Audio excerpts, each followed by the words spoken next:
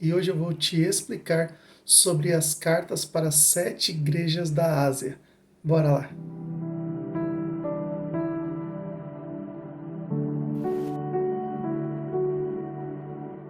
Graças a Deus, queridos, bem-vindos ao Devocional Prayer. Chegamos ao último livro da Bíblia, o livro do Apocalipse. E hoje é dia de lermos Apocalipse, capítulos 1, 2, 3 e 4. Amém? Lembrando que, para compreender Apocalipse, nós precisamos fazer duas perguntas. E a primeira pergunta é: o que significou, de fato, a primeira vinda de Cristo? E a segunda pergunta é: o que esperar do futuro? Amém? Quando a gente compreende essas duas perguntas, fica muito fácil de entender o livro do Apocalipse. Mas vamos lá para Apocalipse, capítulo 1, versículo 3. Olha o que diz: Feliz é aquele que lê as palavras desta profecia, e felizes são aqueles que ouvem sua mensagem e obedecem ao que ela diz, pois o tempo está próximo. Amém? Se você está ouvindo essa mensagem, você é feliz por ouvir essa mensagem. Melhor que isso, tem diferença entre ouvir e escutar. Escutar trata-se de um sentido, como se fosse o olfato, o paladar. Escutar é isso. Amém? Agora, ouvir é praticar aquilo que você escutou. Esse é o detalhe. É por isso que quando nós compreendemos de fato Apocalipse, fica muito mais fácil viver Apocalipse. Amém? Olha o que diz o versículo 4. Eu, João, escrevo às 7 igrejas na província da Ásia. Então, quando ele escreve, tem uma direção para quem é de fato. E essas cartas para essas 7 igrejas servem para nós também nos dias de hoje. E eu vou mostrar para você. Olha só o que diz Apocalipse no seu capítulo 2, do versículo 2 ao versículo 5. Sei de tudo que você faz. Vi seu trabalho árduo e sua perseverança, e sei que não tolera os perversos. Examinou as pretensões dos que se dizem apóstolos, mas não são, e descobriu que são mentirosos. Sofreu por meu nome com paciência sem desistir. Contudo, tenho contra você uma queixa. Você abandonou o amor que tinha no princípio. Veja até onde você caiu. Arrependa-se, volte a praticar as obras que no início praticava. Do contrário, virei até você e tirarei seu candelabro de seu lugar entre as igrejas. Olha só o que está dizendo. Não é lembre-se onde caiu, mas é lembre-se de onde caiu. E trata-se de patamar. É como se você estivesse lá em cima, vivendo o melhor da sua fé, trabalhando, fazendo a obra do Senhor, mas daí passa seu tempo e você cai. Então o Senhor está dizendo para essa igreja de Éfeso: olha, retorne a praticar. Lembra do primeiro amor, quando você praticava as primeiras obras. Lembra lá de onde você caiu. Não é onde caiu, não trata-se de local, mas trata-se de patamar. Trata-se de onde caiu. Amém?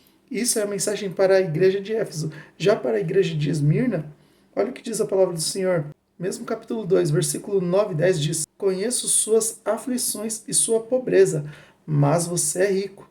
Sei da blasfêmia dos que se opõem a você.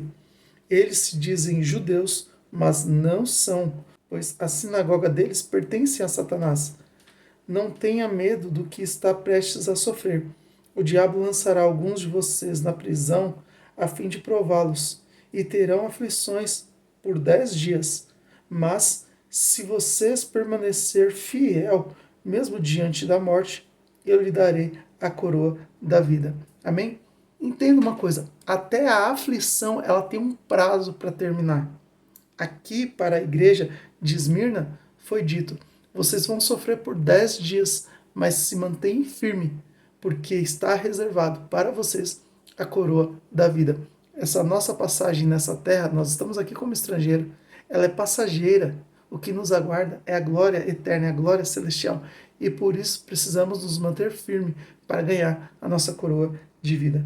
Amém? Já para a igreja em Pérgamo, versículo 13 e 14 diz o seguinte: Conheço o lugar onde você vive, a cidade onde está o trono de Satanás. Ainda assim, você permanece leal ao meu nome. Recusou-se a negar sua fé em mim até mesmo quando Antipas, minha testemunha fiel, foi morto, onde vocês vivem. o lugar de habitação de Satanás. Contudo, tenho contra você algumas queixas.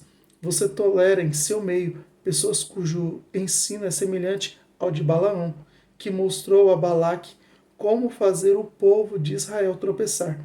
Ele os instigou a comer alimentos oferecidos a ídolos e a praticar imoralidade sexual. Então, qual é a queixa que o Senhor tinha contra a igreja em Pérgamo? A queixa era a seguinte: vocês estão tolerando doutrinas que não vêm de mim. São coisas que para mim é imoral. E eles aceitavam. Tinham pessoas nesse meio que eles estavam aceitando essas pessoas. E não era para bater de frente com essas pessoas. Era para olhar e dizer: isso aqui está errado. Isso aqui não condiz com a conduta de que Cristo nos ensinou. E isso é o que nós devemos fazer nos dias de hoje. É não aceitar quando uma conduta ela é contrária aos ensinamentos de Cristo. Amém? Agora olha o que fala sobre a igreja em Tiatira. Mesmo capítulo 2, do versículo 19 ao 25, e aqui se estende um pouquinho mais, diz o seguinte: sei de tudo o que você faz. Vi seu amor, sua fé, seu serviço, sua perseverança e observei como tem crescido em todas essas coisas. Contudo, tenho contra você uma queixa. Você tem permitido que essa mulher, Jezabel, que se desprofetiza, faça meus servos se desviarem. Ela os ensina a cometer imoralidade sexual e a comer alimentos oferecidos a ídolos. Dei a ela tempo para que se arrependesse, mas não quer se arrepender de sua imoralidade. Portanto, eu a lançarei doente numa cama, e aqueles que cometerem adultério com ela sofrerão terrivelmente, a menos que se arrependam e abandonem a prática de tais atos. Matarei seus filhos, e então todas as igrejas saberão que eu sou aquele que sonda a mente e coração. Darei a cada um de vocês aquilo que seus atos merecem. Tenho também uma mensagem para o restante de vocês em Tiatira, que não seguiram esse falso ensino, as verdades profundas, como eles dizem, e que na realidade vem de Satanás. Não lhes pedirei coisa alguma, senão que se apeguem firmemente ao que já têm, até que eu venha. Amém? Olha só qual é a realidade aqui. Muitos estão se entregando aos prazeres. E daí o Senhor ele bate forte contra a imoralidade sexual. Parece os dias de hoje. Nós precisamos bater forte contra essa imoralidade sexual. Nós precisamos ser firmes contra isso. Mas interessante é que ainda tinha pessoas resistindo, que não aceitavam esses ensinamentos que é do inimigo. O Senhor deixou claro aqui, esses ensinamentos, essa imoralidade sexual, são práticas ensinadas por Satanás.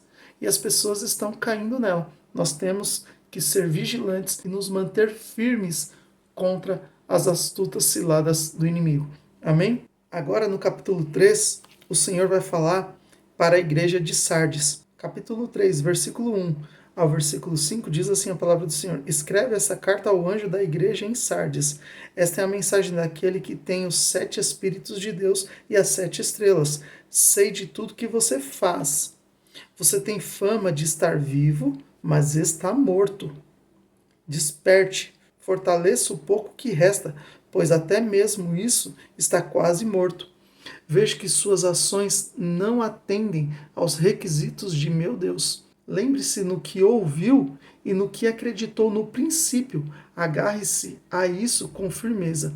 Arrependa-se, se não despertar, virei subitamente até você, como um ladrão. Há alguns em Sardes, no entanto, que não mancharam suas roupas com mal. Eles andarão comigo vestido de branco, pois são dignos. O vitorioso será vestido de branco. Jamais apagarei seu nome do livro da vida e confirmarei diante de meu Pai e de seus anjos que ele me pertence. Amém? Olha só, as pessoas até começam bem, só que ao longo da sua trajetória ela vai se desviando e vai deixando de servir ao Senhor como deve servir. E o Senhor deixa muito claro que o vitorioso é quem vence, não é quem é derrotado, não é quem é perdedor, não. É ao vencedor, ao vitorioso. Esse será vestido de branco. O Senhor escreverá o nome dele no livro da vida. E ele declarará o nome dessa pessoa, tanto para o Senhor nosso Deus, quanto para os anjos do Senhor. Então, isso é lindo. Permaneça firme para que o Senhor declare o seu nome no livro da vida. Olha que interessante, a mensagem para Filadélfia é a única igreja a qual o Senhor não tem queixa alguma. Olha o que diz Apocalipse capítulo 3, versículo 8 ao versículo 12. Sei de tudo que você faz. Abri para você uma porta que ninguém pode fechar. Você tem pouca força, mas ainda assim obedeceu a minha palavra e não negou meu nome. Veja, obrigarei aqueles que pertencem à sinagoga de Satanás, os mentirosos que se dizem judeus, mas não são, a virem prostrar-se a seus pés e reconhecerem que amo você. Porque obedeceu a minha ordem para perseverar, eu o protegerei do grande tempo da provação que virá sobre todo o mundo para pôr à prova os habitantes da terra. Venho em breve, apegue-se ao que você tem, para que ninguém tome sua coroa. O vitorioso se tornará coluna do templo do meu Deus, de onde jamais sairá. Escreverei nele o nome de meu Deus, e ele será cidadão da cidade de meu Deus, a nova Jerusalém, que desce da parte de meu Deus, e também escreverei nele o meu novo nome. Amém? Essa é a única igreja, a igreja de Filadélfia, a qual o Senhor não tem queixa, que ele só tem elogio. Mas por quê? Por conta da obediência. Repara que era uma igreja obediente ao Senhor. Não tinha muita força, estava com pouca força.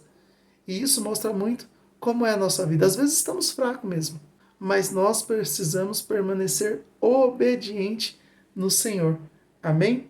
Agora, a última igreja, a igreja de Laodiceia, mesmo capítulo 3, do versículo 15 ao 21, a palavra do Senhor diz o seguinte: sei de tudo que você faz, você não é frio nem quente. Desejaria que fosse um ou outro, mas porque é como a água morna, nem quente nem fria, eu o vomitarei da minha boca. Você diz: sou rico e próspero, não preciso de coisa alguma, e não percebe que é infeliz, miserável, pobre, cego e está nu. Eu o aconselho a comprar de mim ouro purificado pelo fogo. Então será rico. Compre também roupas brancas, para que não se envergonhe de sua nudez, e colírio para aplicar nos olhos, a fim de enxergar. Eu corrijo e disciplino aqueles que amo. Por isso, seja zeloso e arrepende-se. Preste atenção, estou à porta e bato. Se você ouvir minha voz e abrir a porta, entrarei e juntos faremos uma refeição como amigos. O vitorioso sentará comigo em meu trono, assim como eu fui vitorioso e me sentei com meu Pai em seu trono. Amém? Sabe o que eu acho interessante aqui? Porque chama a igreja de morna. E entenda uma coisa, dentro da cultura da época, a igreja em Éfeso, ela ficava entre Hierápolis e Colosso, ela ficava no meio. Só que entenda uma coisa, Éfeso não tinha manancial de água, então tinha que receber água de algum lugar. Em Hierápolis tinha manancial, e por conta da água correr e os seus minérios fazerem com que a água de lá fosse quente, eles acreditavam que aquela água em Hierápolis ela curava. Já por sua vez em Colossos, a água era fria, e por ser fria, essa água ela refrescava, ela trazia refrigério. E como que chegava a água em Éfeso? Tinha canais que corriam de Hierápolis para Éfeso e de Colossos para Éfeso. Só que quando juntava essas duas águas, ela era morna. É por isso que o Senhor usa a geografia para falar com a igreja de Éfeso. Olha, você não é quente e nem frio. Antes fosse uma coisa ou fosse outra. O que ele está dizendo é: você não cura e nem refrigera. Antes você curasse ou trouxesse refrigério para alguém. Você não faz nenhuma coisa nem outra. E por isso eu estou a ponto de vomitar-te. Amém? Então era isso que o Senhor estava querendo dizer a todas essas igrejas da Ásia. Que Deus te abençoe e fique na paz, Senhor Jesus.